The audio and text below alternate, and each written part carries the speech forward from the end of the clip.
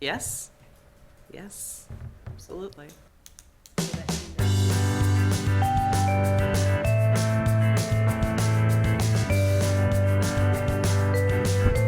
All right, so we're back into open session. On to 23-12, public hearing. Approve spot blight designation for parcels 04022 4000 and 0402 23000 on North Main Street. Move 23-12. Second. Discussion. See none. Go ahead and take the roll. All right. Bella Corelli, Aye. Stam, Aye. Hutchinson, Aye. Panic, Aye. Mugrower. Aye. Motion carries.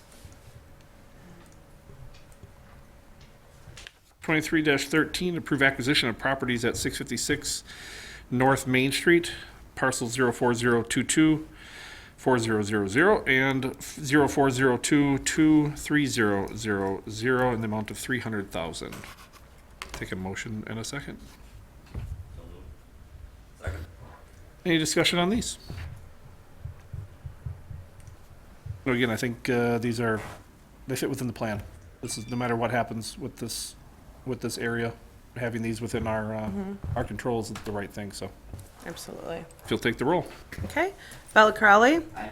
Stam, Aye. Hutchinson, Aye. Panic, Aye. Mugrower. Aye. Motion carries. On to 23-14, grant electric and gas easements to Wisconsin Public Service for Mill on Main redevelopment project. Take a motion in a second. Motion to move 23-14. Second. Discussion. Okay. Anything you need to tell us on this one, Kelly? Yeah, so, I think it was a couple meetings ago, we approved them undergrounding the utilities in the area, which we want to do in that area, as it is a redevelopment area. And this is just to specifically get service to the mill on Main off of those areas. So, we certainly work with the developers because they'll own the property eventually, so we want to make sure they, are okay with the easements where they are being located, and they are. So this is just to approve that, and then this will go on to council for final approval. Seeing no other discussion, we'll take the roll in 23-14. Bella Crowley, Aye. Stam, Hutchinson, Aye. Panic, Aye. Mugrower. Aye. Motion carries. Up next is discussion, looks like redevelopment plans. First up, draft Sawdust District redevelopment plan. Yeah, this is actually one of our redevelopment plans, the first ones we've done in a while. As part of the Sawdust District Master Plan that some of you probably on this group worked on, we wanted to create a redevelopment plan. So I'm going to turn it over to Mark and let him explain a little bit about the process and why we have two different plans we're looking at today. As Kelly mentioned, as part of that Sawdust District master planning process, one of the things we wanted to do was add kind of the redevelopment plan and the additional statutory authority granted to the city and the redevelopment authority by having an adopted redevelopment plan. As we began the process of drafting that redevelopment plan, there is an overlap of the area within the Sawdust District with the South Shore redevelopment plan. So we need to amend both. We can't have properties in different redevelopment plan. Plus, that South Shore redevelopment plan is significantly dated at this point. A lot of stuff has been done in that plan. It's been amended a couple of times. So really felt for the Sawdust District area, we wanted to have the fresh new plan with the master plan kind of being the government document for that area. So the goal here is to amend the old South Shore redevelopment plan to take some of those parcels out and then adopt the new Sawdust District master plan area. What we provided to you is really just two of the draft copies. There's still maps and some work that needs to be done in them, but we felt it was imperative to kind of get you the documents ahead of time, give you a chance to take some time to read them. Our plan at this point would be is to bring them back in November for the actual adoption process, but at this time we want to at least get you a copy.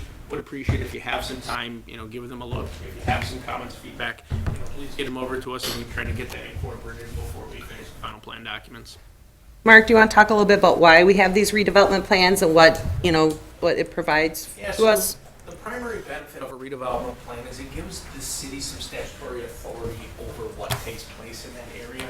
It does grant the city some ability to deny certain types of redevelopment and building permits being issued on a property if they're within a redevelopment plan. You look at some of the Sawdust District stuff, there's areas in there that are manufacturing that, our goal as a city in this master plan that we've adopted is to move from those manufacturing industrial type city developments onto more commercial entertainment based land uses. So if somebody wanted to put a new manufacturing building up on one of those sites, if you're in a redevelopment plan, the city can choose to deny that based on that statutory authority of the redevelopment plan.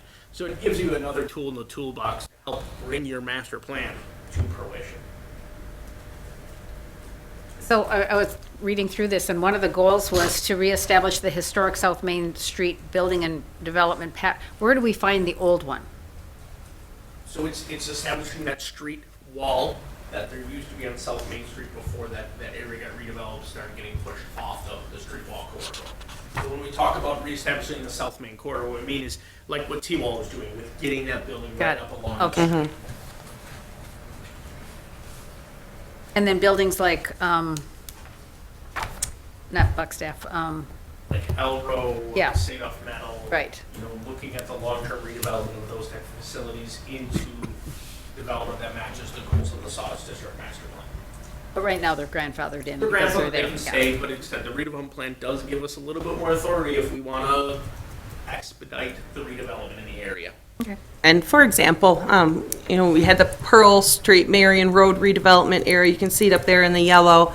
That was created in the late 1990s. So, we're finally just finishing up. So this is a long-term, 25-plus year plan. But it's good to have that plan, those goals for long-term, and just to have that vision, really, that matches up with the master plans that we have for the area. What area on that map was in the other plan that needed a switch? The area in the brown is the existing South Shore redevelopment area. So it's Pioneer Island, and then it's some of this property in here was all in the old South Shore that the master plan for the Sawdust District kind of is this area and south. So this is the area that would be removed from the South Shore.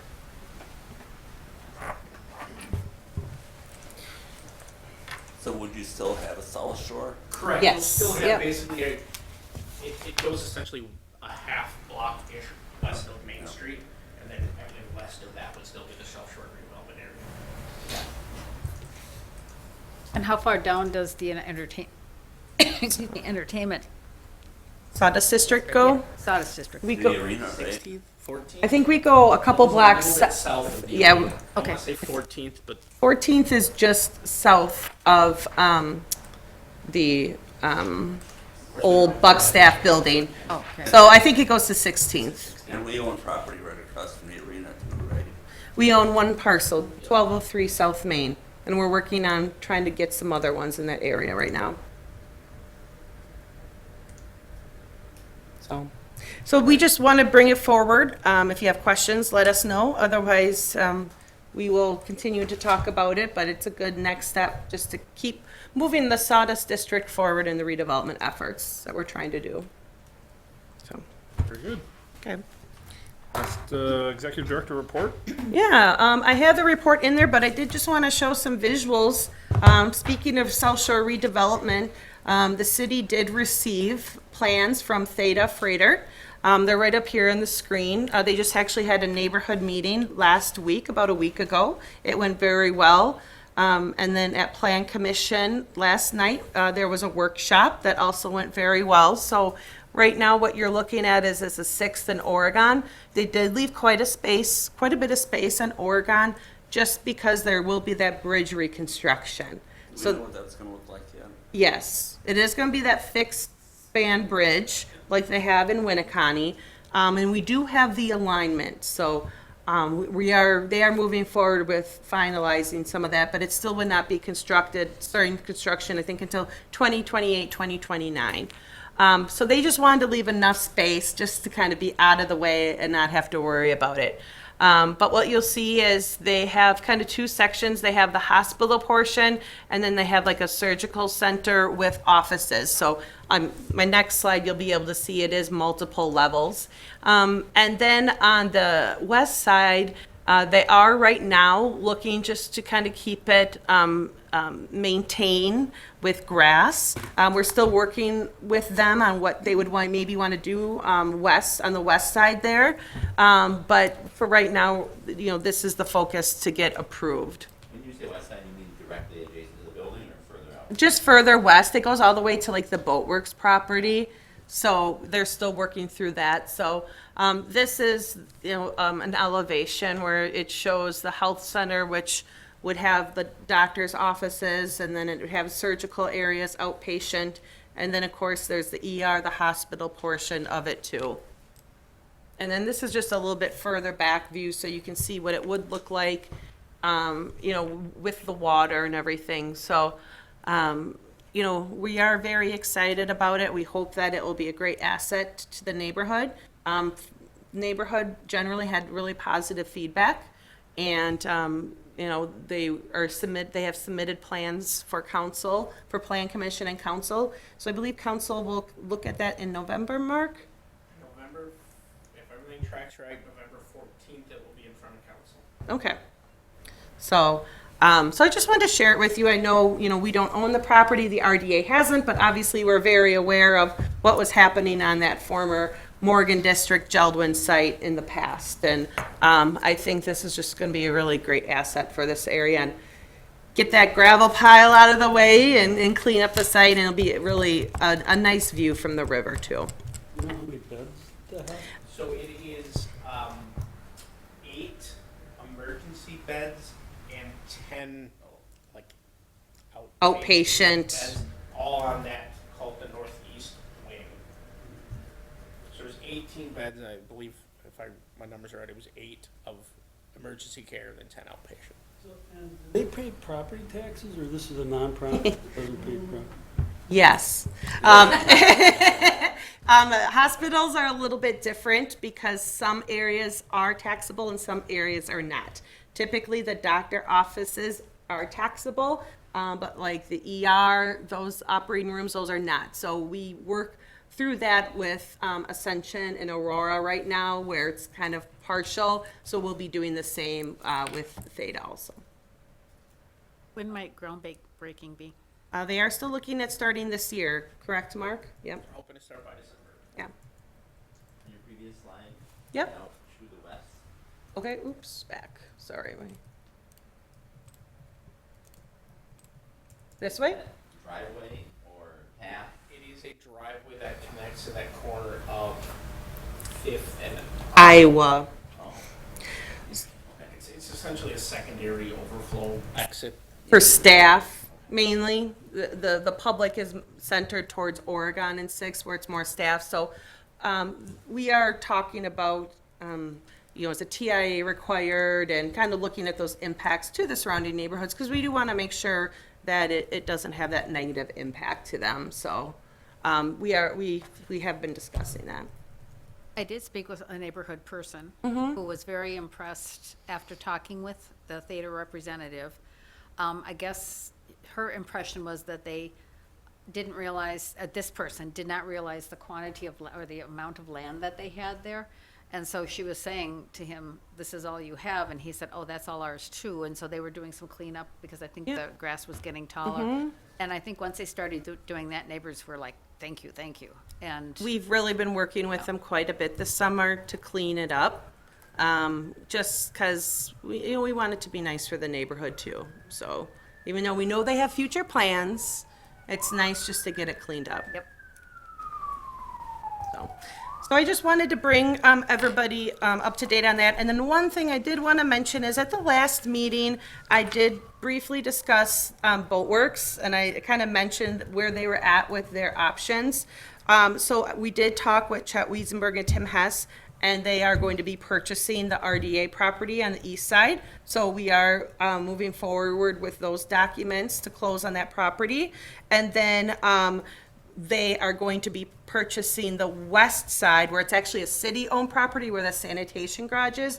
when the garage comes down so they can do their phase 2 testing. But it's a lot easier when the garage is down instead of when it's up. So the city is working to put a bid together to demolish that building this fall still. So that should be coming too. So overall, they are still moving forward with that project full steam ahead.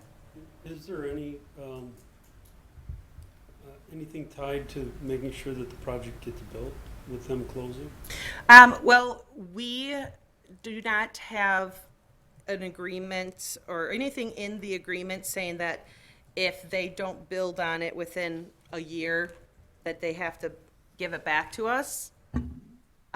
If that's something that the RDA would like to discuss, that's certainly something that we can look at doing. I personally think that's important. I mean, I just look at the Brian Burns building, you know, Miles Kimball right now that sat there forever, that never got done. You know, I'm working with the village of Johnson Creek right now that sold some land for a dollar. Somebody was gonna do plans, it's been 2 years, nothing, and they now have it listed for $1.5 million, you know, with plans, and they will put this work in, but I just think that I have an issue with selling something and then not getting it done, and it just becomes speculative for the developer to either resell or do something totally different than what was approved for. Okay. And it's not too late to add that to their, Let me look into it. I will reach out to RDA members if we need to come back together to discuss it. Yeah, let us look into that a little bit.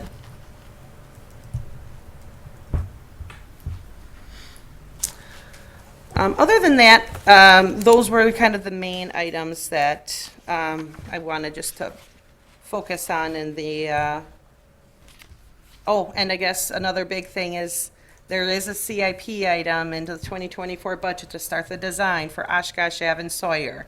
Now, that doesn't mean it's going to be done in the next couple of years, but it's a good step forward. So we would love to get that intersection completed. So we're going to start some design work and hopefully see if there's any grants out there.